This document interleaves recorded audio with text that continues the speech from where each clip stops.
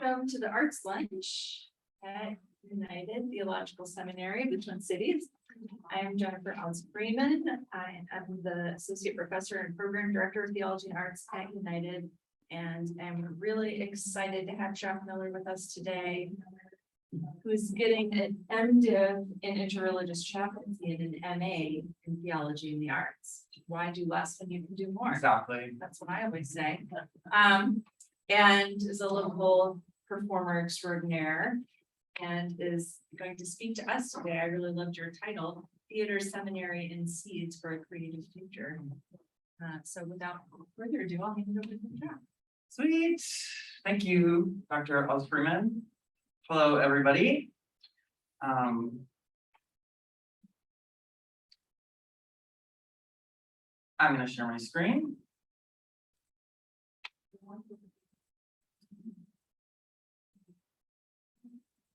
Sweet. So this little talk is called "A Theater, Seminary, and Seeds for a Creative Future" because I am a theater artist and have been practicing as a theater artist in the Twin Cities for the last little over a decade. And Dr. Freeman asked me to invited me to come to Arts Lunch to talk about some of my experience as a theater practitioner in the Twin Cities, specifically with some of the puppet communities that I have been in, adjacent to, and a part of. And so I kind of thought that a good starting point was a sort of structure of my past on what brought me here. And as a theater person, what work I'm doing here in the seminary that sort of connects to my theater work and my work as an artist. And then to end on A, some questions, but B, I want to share some seeds that are sort of starting to sprout for me here at United. And I should say that this became a little bit of like an arts narrative, like an artist narrative, where talking about my past and talking about some of the things that I have experienced and worked on really helped me. And it was my first time kind of chronologically sort of like being like, and I see how this community shifted me into this community. So the subtlety is there. I don't go totally clear on what those connections are, but you'll see some things as they like transform into new communities and what have you. This first photo I'll just talk about is, it was me. I applied to do choreographer's evening at the Walker Art Center in 2018, and I was accepted with my weird, sad clown burlesque act that I have taken all over. But I think my favorite stage, my favorite place to perform was for choreographer's evening, because it really didn't connect with anything else that was going on in that show. And as myself, I'm not like in the dance community. I'm not like a dancer. So to do like a weird drag gay sad clown thing and get accepted to that was really exciting. So where, you might ask, did this all start for Jacques? Well, there's your answer. On the far left is me. I'm a citizen of Oz, cleaning the town, I guess, in a community theater version of Wizard of Oz. I just use this as an example because this isn't where it started. I was actually cast as Baby Jesus in 1990 in the Hudson, Iowa Christmas pageant, and I was told that I killed it. So that's where it began. Okay, so right outside of my bachelor's degree in college, here I am, got a theater degree, asking myself, how in the world am I supposed to use a theater degree? What is a theater degree? What does it do? How am I supposed to do it? At that point, I was already starting to learn that it's going to be about like nothing is handed to you. You kind of have to make it up as you go. Luckily here in Minneapolis and in St. Paul and Twin Cities areas, there's a lot of other people doing the same thing. And so I found it was a group of my friends. We started a collective called the Neutral Mouse Collective. As you can see here, very dramatically, around walls, it looks. We were a performance collective that started off by not doing any performances. We would just come weekly and rehearse, and it was almost like a sacred space where we would come in and we'd turn everything off and we would practice these really old physical theater, like Suzuki, neutral mask, technique, and all physical things, all very like, quiet, meditative things. So we would just do this weekly without thinking of any performances that we needed to produce. And this was sort of like a family for me. As a young theater artist in the Twin Cities, we really like collected and connected with something. Yeah, that's the Neutral Mask Collective. Soon after that, I hooked up with a friend of mine who had a producing company, and she asked me to help produce the show called Babes in Wonderland, which I helped produce and write and performed as Mad Hatter. And picture their scene with Mad Hatter and Little Dormouse, which was just another like opportunity for me to like find myself performing in a space that was like community based, as opposed to like, because when I graduated college, I didn't want to audition for anything. So this is just like me finding my community of people to make work with. The picture on the left is Depressed Jock working as a balloon twister in restaurants, because I really was just trying to like figure out what to do with my gifts and everything, and it wasn't balloon twisting. So send in the queer scantily clothed clown. This is what kind of happens next when after I connected with this burlesque crew who was doing Babes in Wonderland. I started to do and use my clown skills and work at different burlesque scenes. Here's some more photos of me at Minneapolis Burlesque Festival, and then me performing as silent clown somewhere in St. Cloud. But again, in terms of like where my narrative is, it was at this point in my narrative where I was like, I was performing a lot, and found it by not like, you know, like I just said, I wasn't auditioning for shows, big musicals, but I was like hungry for something. I had it there and I couldn't figure it out what. And at this point, it was me that was able to perform a lot, perform my own stuff. I didn't have to worry about an audience because they were just there at the cabarets. So I could just like constantly just be like doing stuff. And I'm not doing very, I'm not an artist that loves to do good stuff that's gonna last forever. So these like little messy performances were really good practice for me just to be like, I'm in front of an audience and it wasn't that good. Oh, well, that's okay. And really learning that way. Like teaching. Yeah. Except for teaching yourself in front of everyone else. Yeah. Yeah. So yes, this is the burlesque world or the burlesque moments of my world. You might notice me, I don't know if you can see my cursor. I can. I'm right here in the dark, dramatically looking down at my lap. And then at one point, I met a person that some of you might know, Scotty Hall, who is in this room. And one time, the first time I met Scotty Hall, Scotty was like, I'm looking for a stage manager. And I was like, well, I could be a stage manager. And Scotty was like, are you good? And I had no reason to say no. So Scotty Hall brought me into as a stage manager for Bare Bones Puppets. And Bare Bones is a theater organization that puts on a puppet. They had in the past what it looked like it was a pageant of large puppets that every year put on shows around Halloween time. And all of the shows always touched on themes of death, rebirth, the changing of the seasons, and remembering the death that we've experienced in our own life and experience. And it's made up of a very, very large community of people that, you know, get together, rehearse together, multi-generational, made out of mostly volunteers with like lead artists that come in to help make puppets, to help choreograph and block things. but mostly it's just like people from around that like want to show up on a Sunday and rehearse and do some weird things. These photos are, you know, obviously, oops.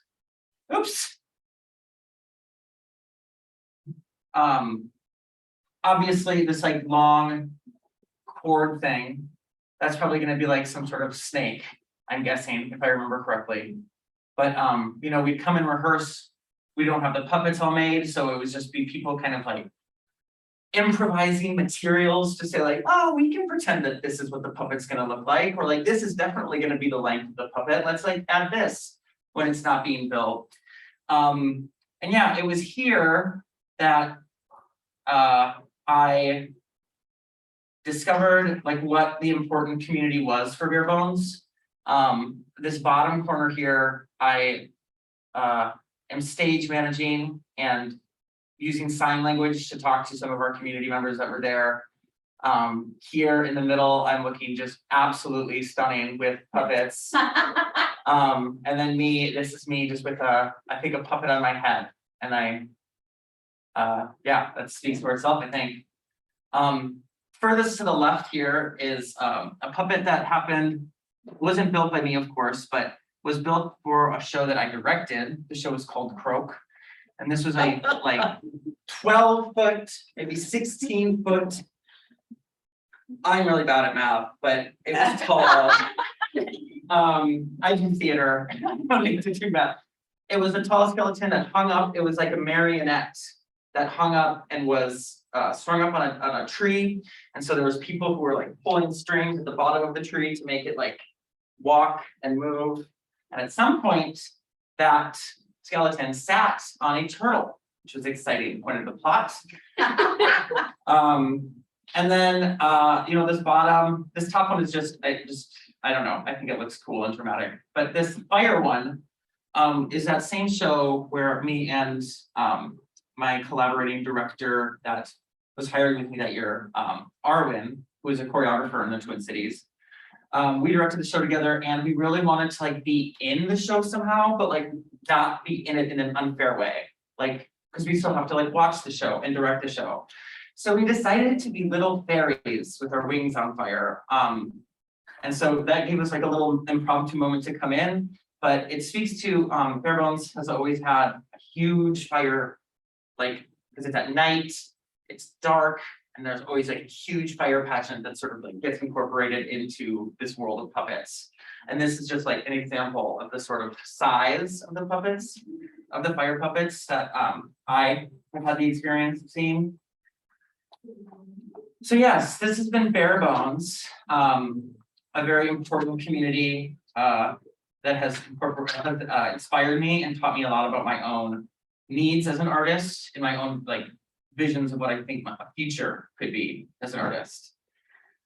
And then another huge project that I've been doing for years that has really impacted me has been the Picnic Operetta. And the Picnic Operetta is a opera company that takes classic opera and it mixes it with contemporary genre of some kind. And then it retells that story of the opera. It was done outside all the time, unless it was rained, but we always performed it outside. And this particular project also incorporated food, like about 5 or 6 courses, small courses of little bits of food, just like a taste. And this food was a design element. So as you can see on the top middle here, we've got somebody who's like literally going into the audience as they're sitting there in their sort of picnic vibes and giving them this food that has been designed specifically for this project. And I think it's just, and then, you know, this bottom corner here, this is Jessie, who is in this room and is my partner and has been on the food team in the past. Preparing this food that has been like cooked, thought through, like a whole menu has been made that goes specifically to this show. And then we go into the audience and we share it. And it's like, you know, this is pre-COVID. So you're like passing a trail on, grabbing food. But it was all just about like connection to the audience, you know, like Bridget's here, Bridget hands me a plate of something, I take it and I pass it on. there's something just innately beautifully connecting about that, and neighborly, and like it's one big picnic. So that was a really cool project with a company called Mixed Precipitation that usually does opera, but does theatrical events to inspire social engagement. And these are just some photos from that. And as you can see in this top corner, that is me, and this is a rocket, and these vegetables are they're puppets. We're puppeting these vegetables, and one of them is each character, dependent on the characters match the color of those vegetables. So that was the time pre-pandemic when Mixed Precipitation was doing a picnic operetta where we used vegetables for puppets. And then we go into the future, into the pandemic times, where the same theater company started to incorporate more, less vegetables, less food sharing, and trying to figure out another way of packaging opera that is in an accessible way, and that can be done in maybe like episodic, short little bursts of things, and with smaller audiences. And so we came up with the idea of the pickup truck opera. And that's what this is. These pictures are from this year's production. And the idea of the pickup truck opera was that you load up a pickup and you load up the trailer and you drive into a space and boom, there's your set.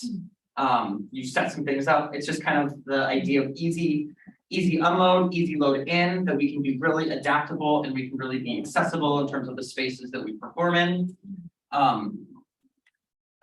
So yeah, that is this year we did the magic flute, and we mixed it with 90s dance music. Yeah, Jennifer Freeman came, and it was a good one. Last year we did the Odyssey, and it was mixed with Dolly Parton music. So it's a project that mixes this classic opera and blends it with a contemporary genre.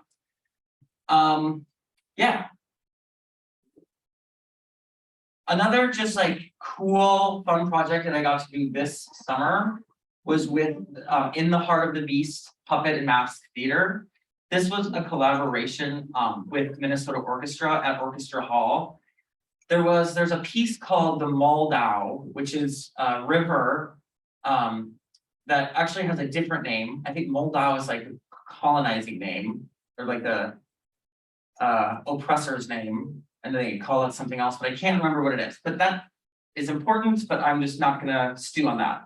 But it was this beautiful piece that In the Heart of the Beast was asked to come and make visuals for. And the composer who wrote the Moldau had a whole vision of like when he wrote this, it was just about the river and all these different aspects of the river's life. And you listen to it and you can just like see how the music changes, and it's like telling these different stories. And so In the Heart of the Beast got asked to sort of help visualize what these pieces were, these moments and these movements within the song. And so there was foxes, there was a dragon river, there was fish, there was frogs, there was all sorts of critters. And these pictures that I got were us kind of out with the community, out in the back next to Orchestra Hall. And it was just like a really fun, engaging way to see how these people who just watched a show, I think this was after a family show, how these people like watch these puppets and they watch the show and they're so mesmerized by it, and how important it is to then be like, okay, here's what it is. Like you just watched this high art form, now touch this thing. This is just cardboard, this is just paper mache, you can put it on, here's how it moves. So that was a cool experience within the Heart of the Beast. I'm actually doing another one right now with a collaboration within the Heart of the Beast and Minnesota Orchestra, but it's going to be like something as Halloween themed. I forget what it really what it is. I don't even know what the piece is, but I'm sure it's going to be spookier. Okay, and then I would like to share some of the work that I've been doing in school. so they're just like short videos that are I'm gonna stop sharing for a second. I have said before, like, I'm not trying to do anything like, how do I want to say this? I'm an artist who doesn't want to take art too seriously or like be too sacred about what the art is. I'm interested in like trying things and it's, you know, messing up and it being dumb or silly or whatever. Like, I think it's the process of these things that really are the most important for me. And so some of these school projects is just like, oh, I want to do this thing and I'm just gonna make it with a bunch of trash that's in my house. And we're just gonna like put together a story and we're gonna create it and we're gonna like spend a lot of time on this like messy process little shadow puppet show with like a maybe a short little product that isn't anything special, but it's like packed with like the decisions and it's packed with like the experience of deciding to make it. And that isn't to defend these projects that we're about to see. I'm not saying, these suck and here's why they suck, give me a break. But I am saying that the most important part of it is like the growing experience of it. It is like the fact of doing them just at all is like what I like about them. So here are some projects that I've done. They're short videos. So when they start, don't worry, they're not super long, which I feel like I do have to say to make sure that you all know. Okay, this one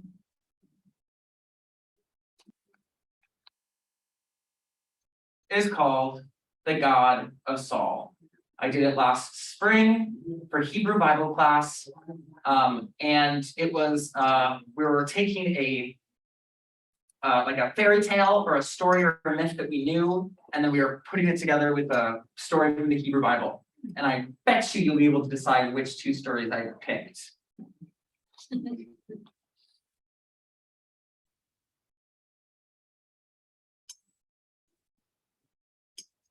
I actually don't know how to share with sound in this room. When you hit share screen, you have to click those boxes. Did you do that? I don't think so, but I don't have It's to. the same issue as, it'll be a little, there might be an echo situation. Okay, well, let me just try. Share sound. I can always just take your computer out of the room briefly.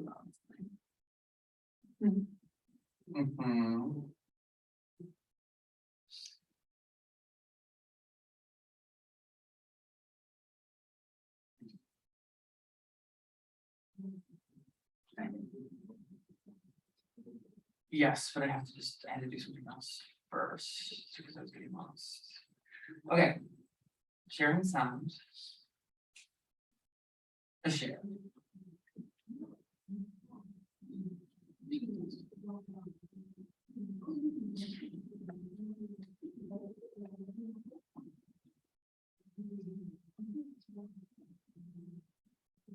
Well, let's see.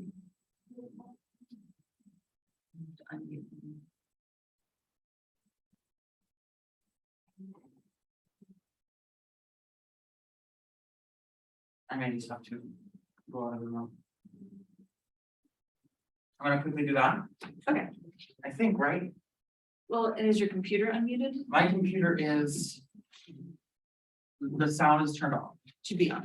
Oh, Be on. okay. Yeah. And then it's just gonna be. It'll work and it'll just be like a weird awkward echo.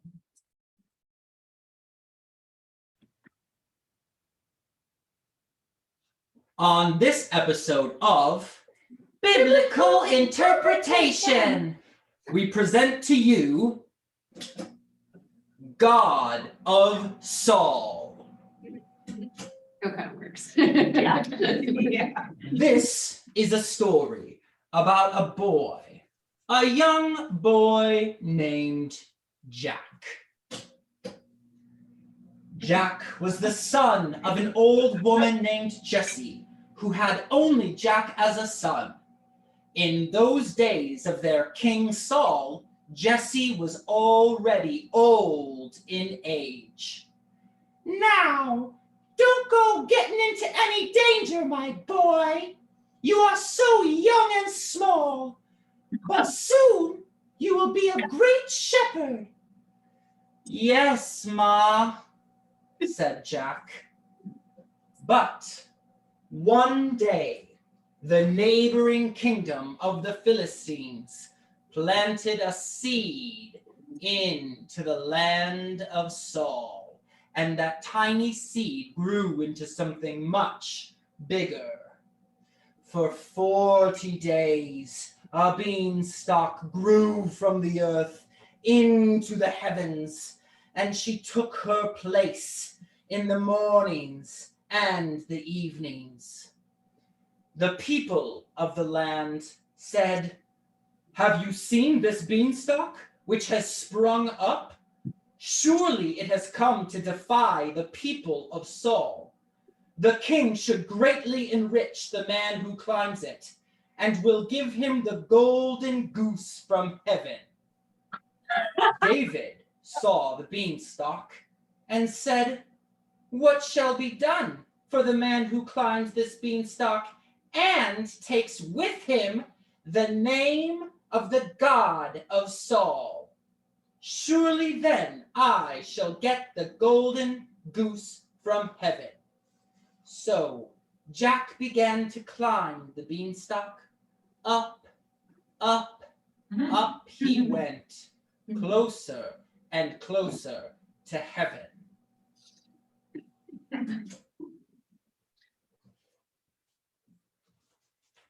Scene change. When Jack got to the top of the beanstalk, he did see the golden goose, but it was being guarded by a ferocious giant. "What have I done now?" said Jack. "It was only a beanstalk." Jack quickly turned to run, but was interrupted by the booming voice. "Am I a dog that you come to me with sticks? Come to me, and I will give your flesh to the birds of the air and to the wild animals of the field." Jack, remembering the prize of the golden goose, and also remembering his only hope, the name of the God of Saul, was clothed in Saul's armor, a bronze helmet on his head, and a coat of mail, and a sword which Jack named Slingshot. Jack said to the giant, "I come to you in the name of the Lord of hosts, the God of the land of Saul, whom you have defiled. This very day the Lord will deliver you into my hand, and I will strike you down and cut off your head, so that all the earth may know that the God of Saul is here." So Jack slung himself like a slingshot and slung the giant.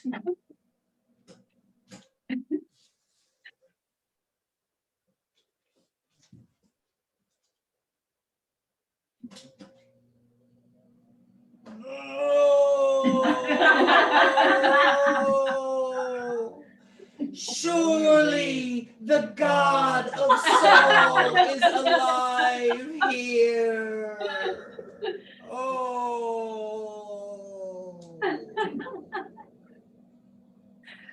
So Jack defeated the giant and was crowned with the golden goose from heaven, and was named the rightful king of the land of Saul.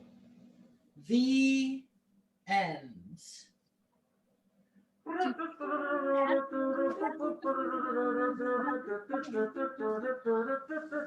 By Jock, with the help of Jesse.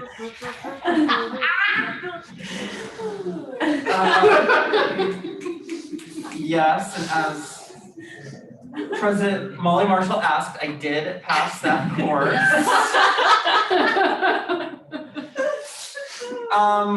This other one is a horse of a different color, but still using shadow puppetry. I don't know what it was. For a second, I was just obsessed with making shadows. And I still am, but at one point I was like, oh gosh, I can't do another shadow show because I've already done it. And someone was like, well, that's what you want to do. So you should do it. And that's like what your voice is saying. So you should do it. Or your inner voice, I guess. But this was the first one I ever made. I think this is the first like project that I had at United, like arts project. It's called Secret Darkness. It was in History of Theology and the Art. I think that's what the name of that class was. Something like that. With Dr. Oz Freeman. And this one was specifically inspired by Hildegard. Yeah. Yeah, it's Hildegard. Not Juliet. Yeah, Right, Hildegard. because what you did for mystics was. Okay. Yes. Yeah. It's 2021, not 2001. That. Yeah. You're not here for that. Not really. Yeah.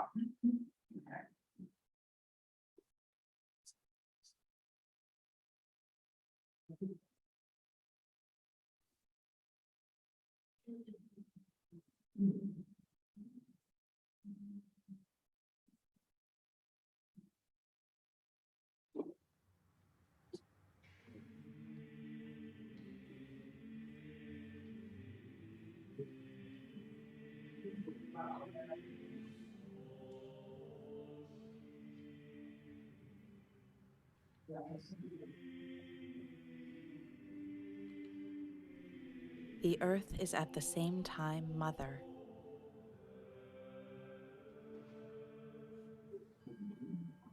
She is mother of all, for contained in her are the seeds of all.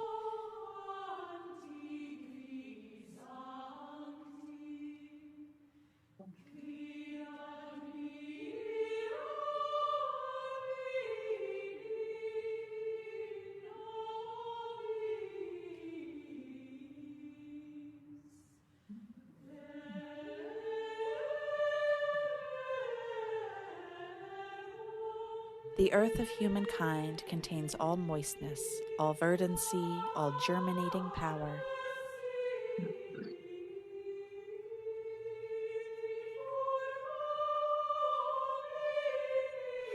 It is in so many ways fruitful.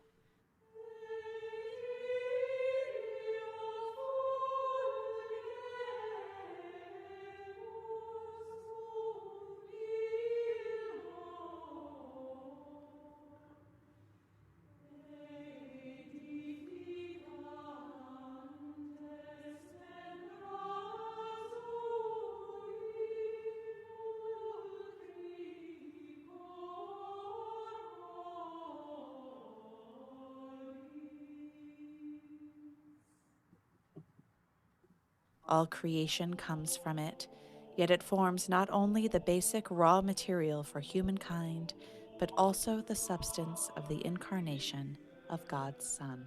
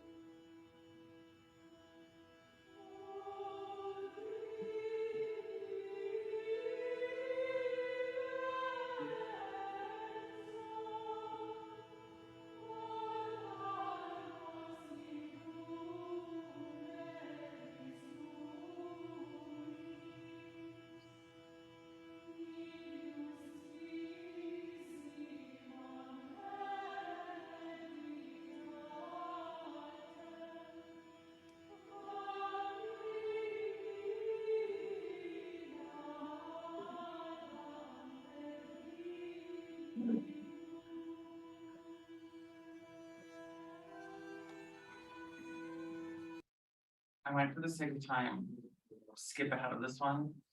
You get the picture. Shadows, lights, a big fork that is the voice of God, symbols in the sky. We really went ham on this one with symbolism. Oh, that. Yeah.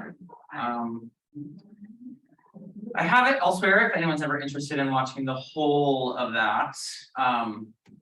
But the last, like, the thing, video I want to show you is called Canticle of Brother Sun, which I did this last summer for Dr. Oz Freeman's class on medieval women mystics. It was an awesome class. And this one was huge. I mean, for me, it was a moment. I was like, what the heck am I doing? Why am I, how do I do theology and theater?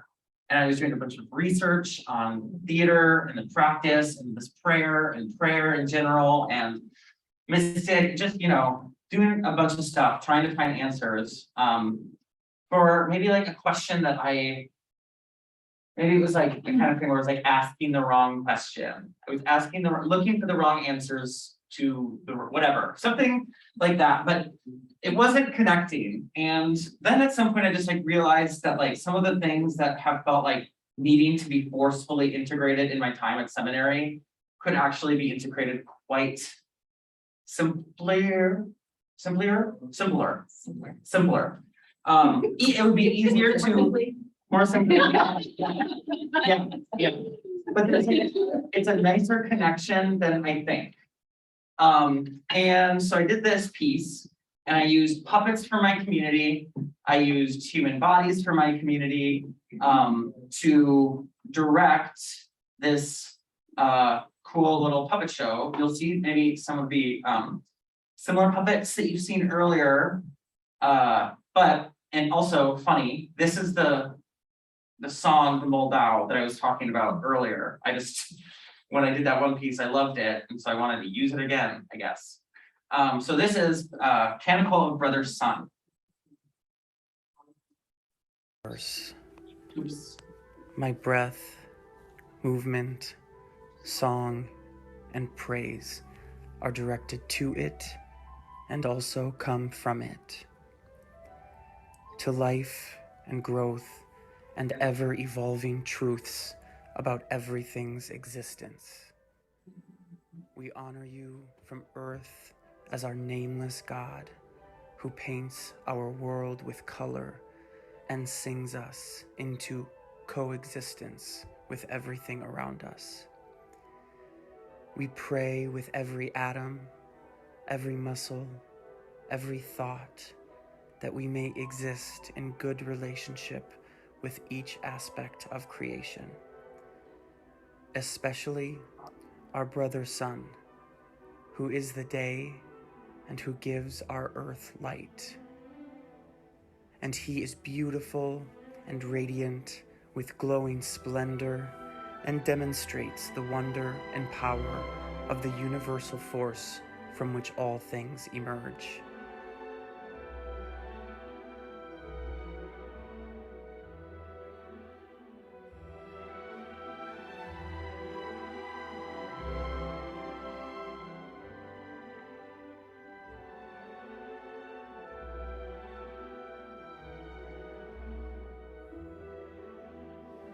Praise to the threads by which everything is connected, through our sister moon, who soars through the night sky with every star in heaven, telling the stories of creation from distances unfathomable.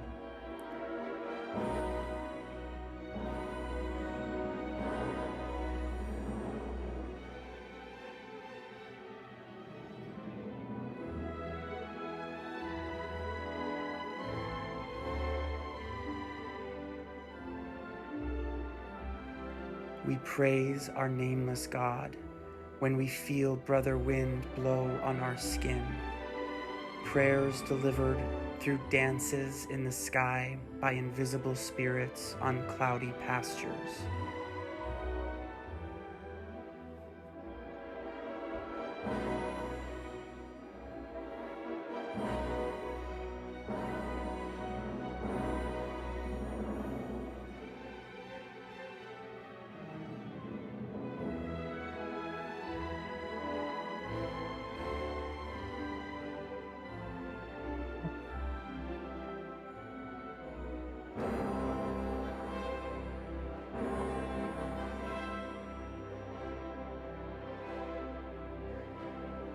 Praise the universe and all of creation through our sister, water, who gives us life through the sky, through the rivers, lakes, and the depths of the oceans, and lives in and sustains our bodies.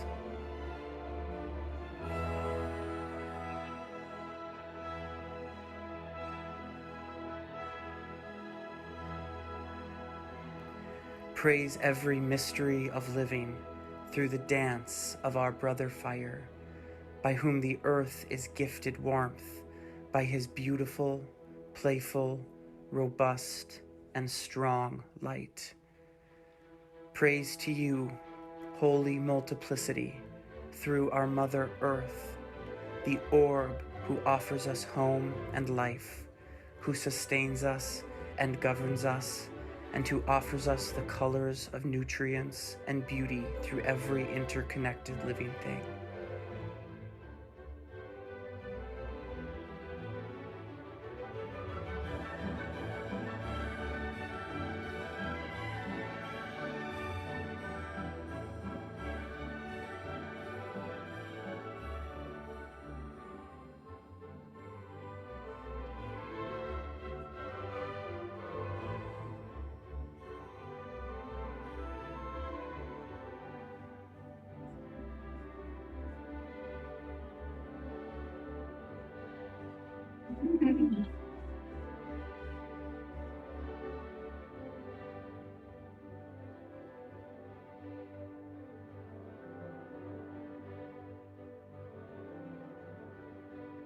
The dog. Praise to you, our living God, through each person to whom you give breath, and who lives through trials and tribulations with faith in the ancient ebbs and flows of living and dying. Blessed are the children of creation who wear the crown in your kingdom of the past, present, and future, who embark on the journeys to find peace for your creation. Praise to the sacred sister Death, whose work touches creation at each evolving step, who changes and transforms, who remakes and reinvigorates the youngest and the oldest of all creatures. Woe for those who live in fear, for those who detach from the world in which they live, and for those who feel the burden of sin placed upon their bodies by the mistakes of humankind. May they live, die, and re-emerge as an eternal truth, both immediately and evermore.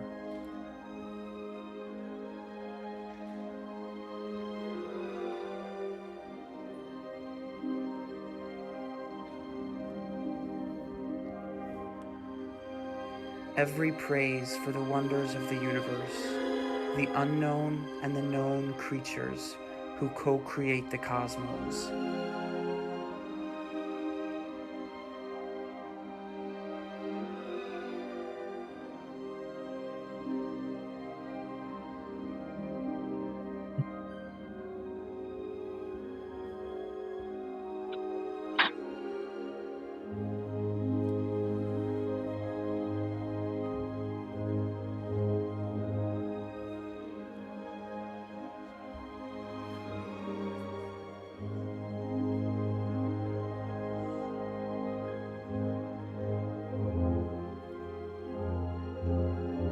We all live through you, we all live for you, and through us, our prayers will forever be sung.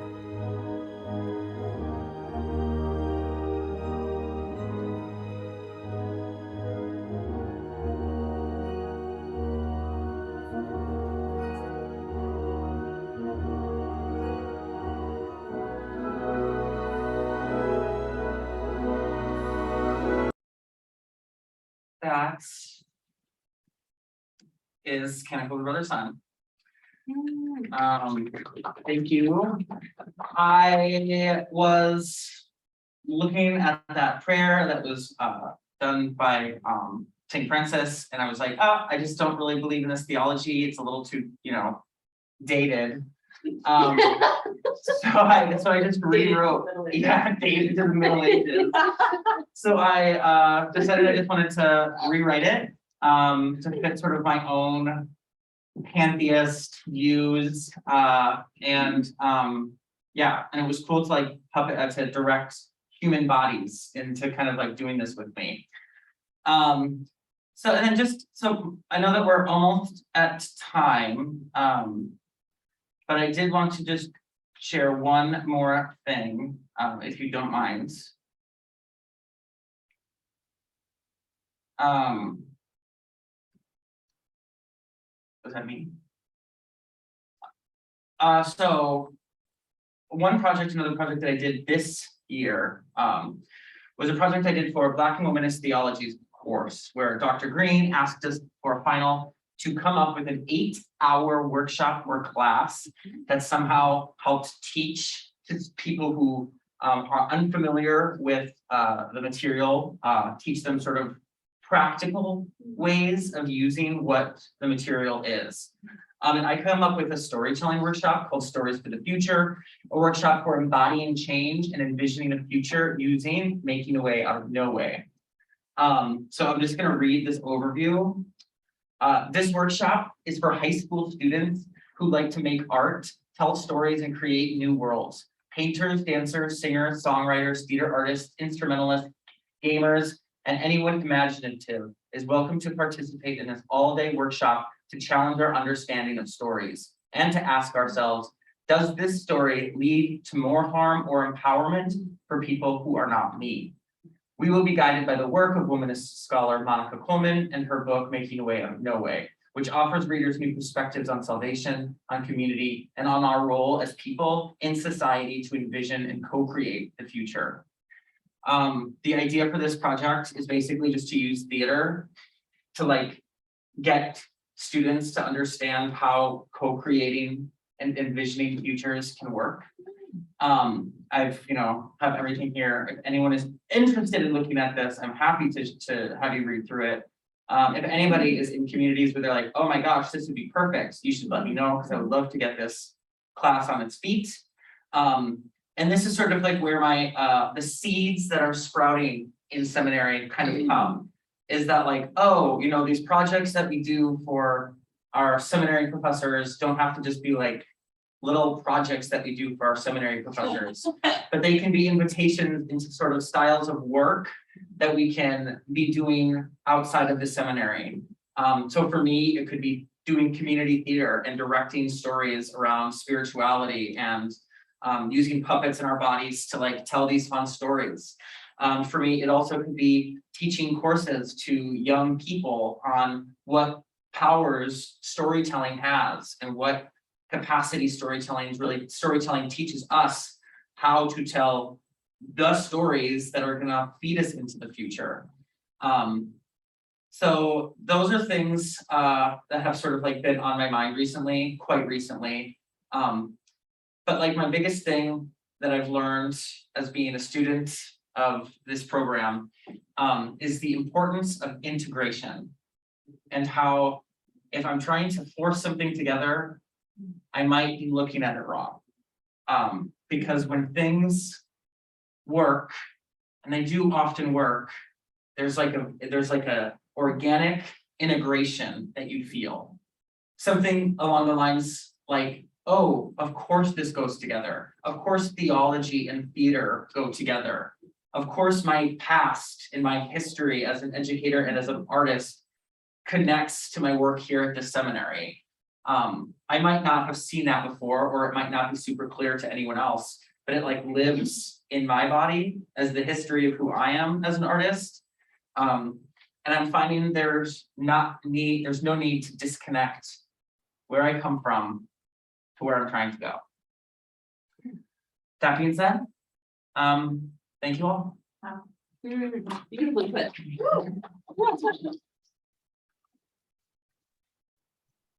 Thank you. Thanks, Amy. And we have time maybe for a few questions or comments.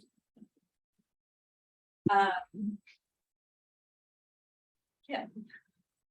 In that case, I'm going to quickly just show this picture that says questions, because that's me as a theatrical womb.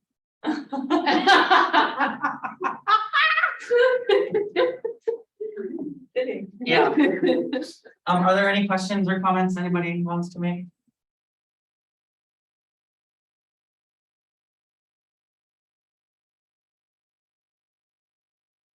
Well, I just have so many questions, but it would require a whole other presentation to answer them, I suppose, which is kind of what theology did you bring into UTS, and what were you hoping?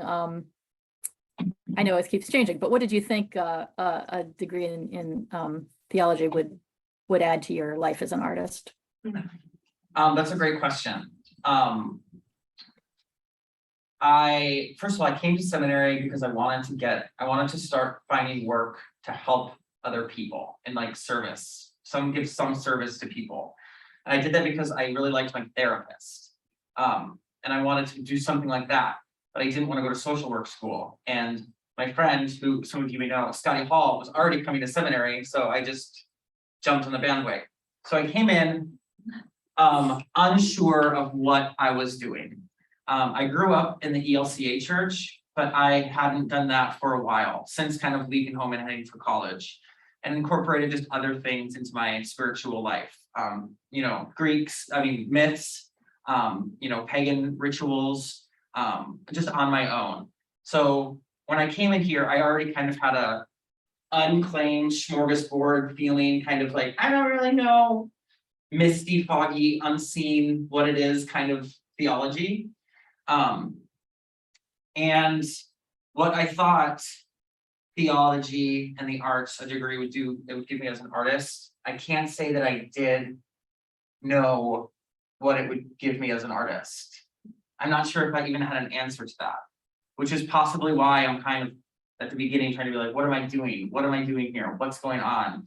And it's taken me this long, 2 years, to like actually have like a bit of clarity to say, oh, now I finally understand how these two things connect.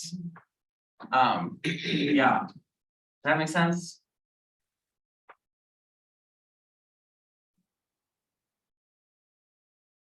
Any other questions? Concerns?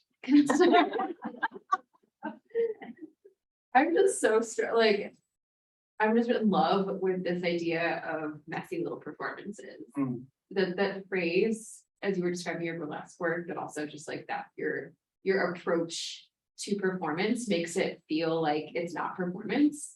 Like I'm like, I want to be part of these projects in your show. I want you to be my director. Like that sounds, it sounds like the process itself is like, I'm thinking of like prayer as a messy little performance, not this thing we're trying to get right or perfect. And like how our culture in general is just like so freaking hungry for that kind of way of being and relating to art and sacred. And what like a profound service that is, that you're working with youth who are coming into this world being like, screw this, like, I don't want to be perfect, and feeling very cynical, understandably. So I'm just really inspired by the fact that you're now creating like these specific workshops to kind of unpack that process, how people make meaning of it. And I guess I'm also curious, as you're continuing to somehow, do this program and also continue to be like involved in the arts, are you noticing like just being involved in different roles in the same project? So I think it's kind of cool that you're like, you've been involved with mixed precipitation for a while, and you're continuing to do that while you're in seminary. And I'm just wondering if there's anything like, even like subtly, like in your body or the way you're engaging with audience or your collaborators, that has sort of started to open up or shift or feel different now that you're engaged in sort of a more intellectual project, but a place where you can kind of reflect more about your artistry. Yeah, that's a good question. For Mixed Precipitation, I started as an intern, production intern, and then since 2014, I've worn so many different hats for that company. learned what boundaries were, the hard way. But I think that this sort of working in like an academic world like school, like really doing this work here, and then going into like a creative space where it's like you're at rehearsal and you're here to like come up with material, other sort of stuff. I think it helps me understand what the creative task is. I mean, it helps me understand what is creative, what is the thing that we're trying to get to, like what problems are we solving? Here at the seminary, we're solving different problems. There's other like things to sort of come up with when we're kind of coming through these ideas and trying to articulate our own thoughts. When I go to rehearsal, it's something different. And to sort of like see those in isolation and to understand them, I think helps me, it helps me become, I feel like I've become less of like just like a messy feeler and thinker.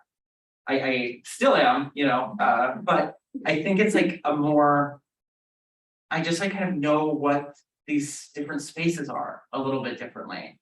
And for someone who's just been in the arts for so long, it's kind of like, oh, that's just the arts, you know, it's like I can barely even tell you what it is. But now I think it's like I'm starting to be like, that's what it is. Yeah. Yeah, that makes sense. Are there roles that you haven't played in these various projects that you're like, ooh, I'm gonna try that on? Or like, what are you drawn to right now? Because it seems like you've done like almost all of the things. Like, what role? Yeah. Yeah, I've never been like not, I've never been like just like a new performer who was like a small role. I'm like, oh, I don't know anyone in this room. Like, but I'm here, like to do this. I've always been like the one that they met first, the person leading the rehearsal, the person starting the circle. I've never just been, I mean, and I've been a person who has been like such an impactor on the community feeling. Right, so if it's like, oh, something feels like crappy, it's like, okay, we should talk about that. I'm always there, you know, and I'm never just a person who's like sensing what the culture is like or the feeling of it. That kind of sounds weird and not very true, but I've always just been like a leader in these spaces, and so I've never been just there. So would you want to be just there? I don't know. I mean, because that just there would have to be like, oh, I've gone on to like somebody's Facebook and they're looking for volunteers or something. And it's like, oh, I go and volunteer, and that's how you start these sort of community buildings. I'm just kind of in a spot where my communities are here. Yeah. And everybody knows me, and you know, they know what I can do and what I want to do. So I'm asked to not just be there, I'm asked to engage a little bit more specifically. I guess I did just go to the Cranky Fest, Minneapolis's first Cranky Fest, and I was an audience member, and it was this big public community, and I got to just go and just watch. And that felt fun. I remember like being an audience member is something that we could all do, is we go witness our communities, we go just like see other people do things. I think that's an important thing that I have to remember. Is that I'm not just on stage, but there's other people doing other work that need to be seen. I think I have a question about like the different spaces that feel more like, oh, I'm allowed to be in this theatrical space. Like I can kind of like do whatever here because it's like an art space, it's a theater space. There doesn't feel like a lot of limitations, but then like, let's say you take that theater piece into a church setting or something, then I have this sort of, you know, that's how it feels culturally, like, oh, there's things we can't do here anymore, even though I think that that's a lie. But I don't know, have you wrestled with any of that, like taking this sort of more outside thing that's spiritually, religiously focused into like a non-theater space, but more of like the religious space? The thing that comes to mind when you say that is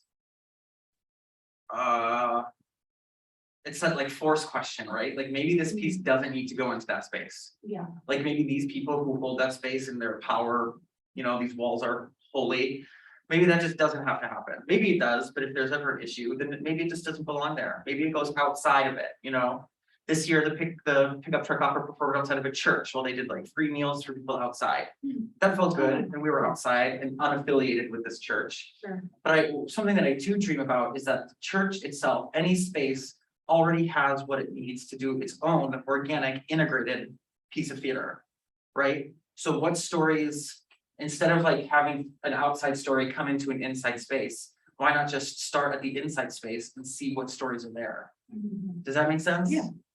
And I, not to say that we have to listen to the rules all the time or not to take outside things into inside things, but sometimes it's like, why not just start from the inside? What do they have to tell? Like, what stories do they want to say? Yeah, I think just a feeling I have, and this is probably just like my own experience. I mean, this is definitely coming from my own experience, is that I feel like all the very amazing artist people left, or like the inside piece is like lacking creative minds, or like something like that. So I think that's like my counter argument, but yes. I do Yeah, know no, what that's you're saying. real. It makes me think of like some big communities who have the resources to do so. Hosting artists, like artists in residence. Yep. Residency programs, is one way to like. Kind of bridge that. Yeah. That would be cool. Mhm. And I know that you said you like that I have this workshop or that I'm starting to do workshops. I only have one. And the only way to tell that if this workshop works is to do it. So again, anybody has any groups of teenagers that they're just real willing to do theater, then let me know. Well, I know folks we're at our time here, but join me in thanking Jacques. And what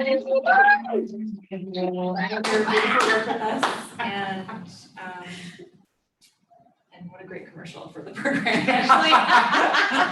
This is exactly the kind of work that we want, students to be doing and to be bringing all their selves together and playing, I'm all about process, so it's really been a joy to see the projects that you develop in the classes here. Thank you. Yeah. And thank you, everyone. Thanks for your time and energy. And next week will be drama club. Drama club. So we'll just have a conversation, kind of see what's in the room, and then maybe read some stuff or play. Cool. So take care, everyone, and we'll see you soon.